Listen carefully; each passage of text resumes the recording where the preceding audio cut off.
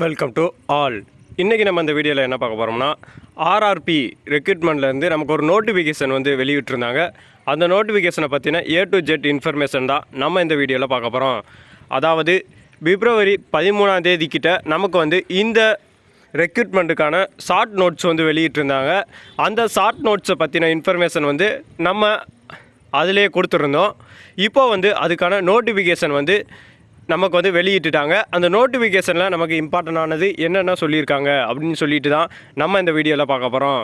இந்த ஜாபுக்கு நீங்கள் எலிஜிபிலிட்டியாக இருந்தீங்க அப்படின்னு சொல்லிட்டு பார்த்தீங்கன்னா கண்டிப்பான முறையில் அப்ளை பண்ணுங்கள். ஃபஸ்ட்டு வந்து நம்மளுடைய சேனலுக்கு நீங்கள் வந்திருக்கீங்க அப்படின்னு சொல்லிட்டு பார்த்தா, நம்மளுடைய சேனலோடைய ப்ளேலிஸ்ட்டில் ஜாப் அலார்ட் அப்படிங்கிற ஒரு ப்ளேலிஸ்ட் இருக்கும். அதில் வந்து கரண்டில் இருக்க ஜாப்ஸ் வந்து உங்களுக்கு அபிலிட்டியாக இருக்கும். நீங்கள் வந்து எந்த ஜாபுக்கு எலிஜிபிலிட்டியோ அந்த ஜாப்பை பார்த்து நீங்கள் அப்ளை பண்ணிக்கலாம். வாங்க வீடியோக்குள்ளே போகலாம். இந்த ரெக்ரூட்மெண்ட் ஆனது நமக்கு எங்கேருந்து வந்திருக்கு அப்படின்னு சொல்லி பார்த்தீங்கன்னா, ரயில்வே ரெக்ரூட்மெண்ட் போர்ட்லேருந்து தான் நமக்கு வந்து இந்த ரெக்ரூட்மெண்ட் ஆனது வந்துருந்துச்சு.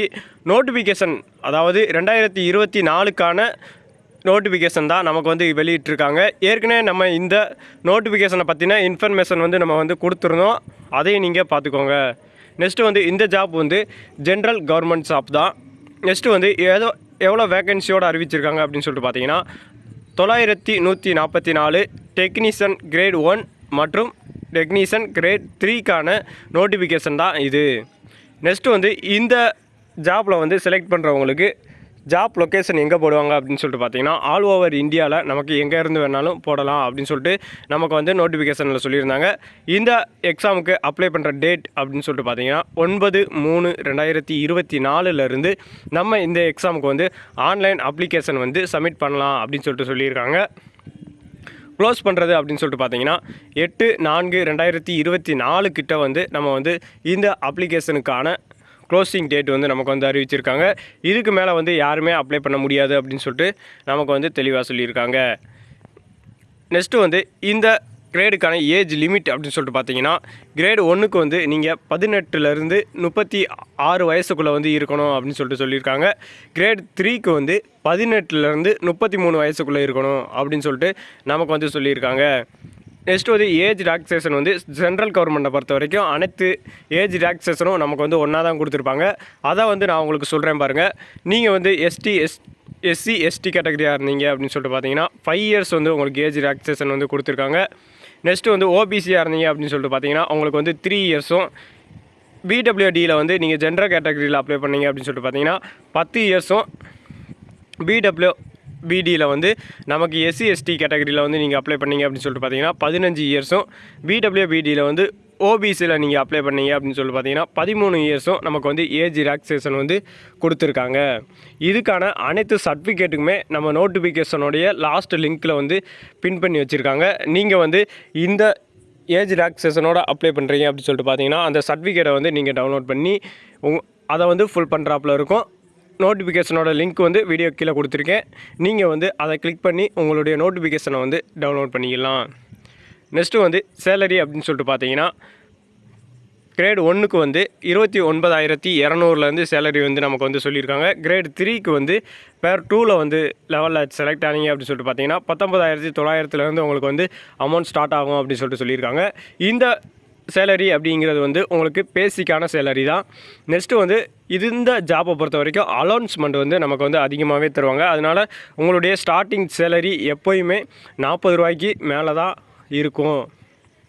எண்டிங் சேலரி வந்து நீங்கள் 1 லட்ச ரூபா வரை கூட வாங்கலாம் அப்படின்னு சொல்லிட்டு சொல்லியிருக்காங்க. நெக்ஸ்ட்டு வந்து இந்த எக்ஸாமுக்கு வந்து செலெக்ஷன் ப்ராசஸ் அப்படின்னு சொல்லிட்டு நீங்கள் எடுத்திங்கன்னா ஃபஸ்ட்டு வந்து கம்ப்யூட்டர் பாஸ்டு எக்ஸாம் வந்து உங்களுக்கு சொல்லியிருக்காங்க. அந்த எந்தெந்த டாப்பிக்கில் வந்து நமக்கு சொல்லியிருக்காங்க அப்படின்னு சொல்லிட்டு நம்ம வந்து நெக்ஸ்ட்டு சொல்கிறோம்.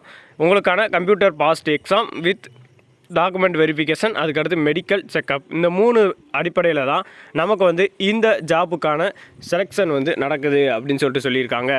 இப்போ கம்ப்யூட்டர் பாஸ்டு எக்ஸாமுக்கான டாபிக் வந்து நமக்கு என்னென்ன கொடுத்துருக்காங்க அப்படின்னு சொல்லிட்டு பார்ப்போம். நீங்கள் வந்து கிரேட் 1 அப்படிங்கிற ஜாப்புக்கு வந்து நீங்கள் அப்ளை பண்ணுறவங்களா இருந்தீங்க அப்படின்னு சொல்லிட்டு பார்த்தீங்கன்னா உங்களுக்கு வந்து மொத்தம் வந்து டோட்டல் வந்து 100 கொஸ்டின்ஸ் 100 மார்க் வந்து சொல்லியிருக்காங்க. ஃபஸ்ட்டு வந்து சென்ட்ரல் அவேர்னஸ்லேருந்து உங்களுக்கான 10 கொஸ்டின் வந்து கேட்குறாங்க. ஆனால் 10 மார்க்கு. ஜென்ரல் ரீசனிங்கில் வந்து 15 கொஸ்டின்ஸ் கேட்குறாங்க, 15 மார்க்ஸு. நெக்ஸ்ட்டு வந்து கம்ப்யூட்டர் பேசிக் லெவலில் வந்து உங்களுக்கு வந்து 20 கொஸ்டின்ஸ் கேட்குறாங்க, 20 மார்க்கு. மேத்தமெட்டிக்ஸில் வந்து 20 question, 20 mark. Basic science and இன்ஜினியரிங்கில் வந்து 35 கொஸ்டின்ஸ், 35 மார்க்கு. டோட்டலாக வந்து 100 கொஸ்டின்ஸும் 100 மார்க்ஸும் உங்களுக்கு வந்து கொடுத்துருக்காங்க. நெக்ஸ்ட்டு வந்து இந்த எக்ஸாமுக்கான டைம் அப்படின்னு சொல்லிட்டு பார்த்தீங்கன்னா 90 நிமிஷம் வந்து நமக்கு வந்து சொல்லியிருக்காங்க. அதாவது 1.5 மணி நேரம் வந்து இந்த எக்ஸாம் வந்து நடக்கும் அப்படின்னு சொல்லிட்டு சொல்லியிருக்காங்க. நெகட்டிவ் மார்க் அப்படின்னு சொல்லிட்டு பார்த்தீங்கன்னா 3க்கு 1 மாதிரியாக வந்து நமக்கு வந்து நெகட்டிவ் மார்க் வந்து கொடுத்துருக்காங்க. நெக்ஸ்ட்டு வந்து இந்த மினிமம் பாஸ் மார்க் வந்து எலிஜிபிலிட்டி என்ன அப்படின்னு சொல்லிட்டு சொன்னீங்க அப்படின்னு சொல்லிட்டு பார்த்தீங்கன்னா UREWSக்கு வந்து 40%, ஓபிசிக்கு வந்து 30%, எஸ்சிக்கு வந்து 30%, எஸ்டிக்கு வந்து 25% நமக்கு வந்து கொடுத்துருக்காங்க. நெக்ஸ்ட்டு வந்து கிரேட் 3 லெவலில் வந்து நீங்கள் வந்து அப்ளை பண்ணீங்க அப்படின்னு சொல்லிட்டு பார்த்தீங்கன்னா உங்களுக்கான கொஸ்டின்ஸ் வந்து 100, அதே 100 மார்க் தான் கொடுக்குறாங்க. டாபிக் அப்படின்னு சொல்லிட்டு நீங்கள் எடுத்துக்கிட்டீங்க அப்படின்னு சொல்லிட்டு பார்த்தீங்கன்னா mathematics 25 question, 25 mark. General reasoning வந்து 25 கொஸ்டின்ஸ், 25 மார்க். நெக்ஸ்ட் வந்து ஜென்ரல் சயின்ஸ் அப்படின்னு சொல்லிட்டு நீங்கள் எடுத்துக்கிட்டீங்க அப்படின்னு சொல்லிட்டு பார்த்தீங்கன்னா 40 கொஸ்டின்ஸ், 40 மார்க்கு. ஜென்ரல் அவேர்னஸில் வந்து உங்களுக்கான கொஸ்டின் வந்து 10 கொஸ்டின், 10 மார்க்கு. டோட்டலாக வந்து 100 கொஸ்டின்ஸ் வந்து 100 மார்க்கு அப்படின்னு சொல்லிட்டு நமக்கு வந்து கொஸ்டின் கொடுத்துருக்காங்க. டைம் அப்படின்னு சொல்லிட்டு பார்த்தீங்கன்னா 90 நிமிஷம் தான் நமக்கு வந்து கொடுத்துருக்காங்க. நீங்கள் இந்த ஜாபுக்கு எலிஜிபிலிட்டியாக இருந்தீங்க அப்படின்னு சொல்லிட்டு பார்த்தீங்கன்னா ஜென்ரல் கேட்டகரியில் அப்ளை பண்ணும்போது நீங்கள் வந்து 500 பே பண்ணி அப்ளை பண்ணுறாப்புல இருக்கும். அதுவே நீங்கள் வந்து எஸ்சி எஸ்டி கேட்டகரியில் அப்ளை பண்ணீங்க அப்படின்னு சொல்லிட்டு பார்த்தீங்கன்னா 250 கொடுத்து நீங்கள் வந்து அப்ளை பண்ணுறாப்புல இருக்கும். நீங்கள் வந்து இந்த ஜாபுக்கு வந்து எலிஜிபிலிட்டியாக இருந்தீங்க அப்படின்னு சொல்லிட்டு பார்த்தீங்கன்னா கண்டிப்பான முறையில் அப்ளை பண்ணுங்கள். நெக்ஸ்ட்டு வந்து நமக்கு வந்து ஆர்பிஎஃப்லேருந்து நமக்கு வந்து எஸ்ஐபிசிக்கான நோட்டிஃபிகேஷன் வந்து விட்டுருந்தாங்க. அந்த வீடியோவையும் பார்க்கல அப்படின்னு சொல்லிட்டு பார்த்தீங்கன்னா நான் வீடியோ கீழே வந்து லிங்க் கொடுத்துருக்கேன். அந்த வீடியோவை கிளிக் பண்ணி நீங்கள் வந்து செக் பண்ணி பார்த்துக்கோங்க.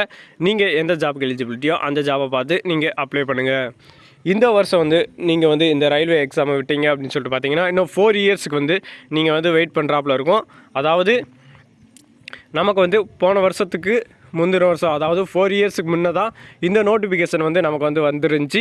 அதே போல் இந்த வருஷமும் வந்து தேர்தலை ஒட்டின இந்த நோட்டிஃபிகேஷன் வந்து நமக்கு வந்து விட்டுருக்காங்க. அதனால் இந்த வாய்ப்பை வந்து நீங்கள் வந்து எல்லாருமே பயன்படுத்தி கொள்ளுங்கள். அதனால் நெக்ஸ்ட்டு வந்து இந்த ஆர்ஆர்பி ரயில்வே எக்ஸாம் வந்து வர்றது வந்து கண்டக்ட் பண்ணுறது அப்படிங்கிறது வந்து கொஞ்சம் சௌகரியமான விஷயந்தான். இந்த வீடியோ பிடிச்சிருந்துச்சுன்னா லைக் பண்ணுங்கள், ஷேர் பண்ணுங்கள், கமெண்ட் பண்ணுங்கள். நன்றி, வணக்கம்.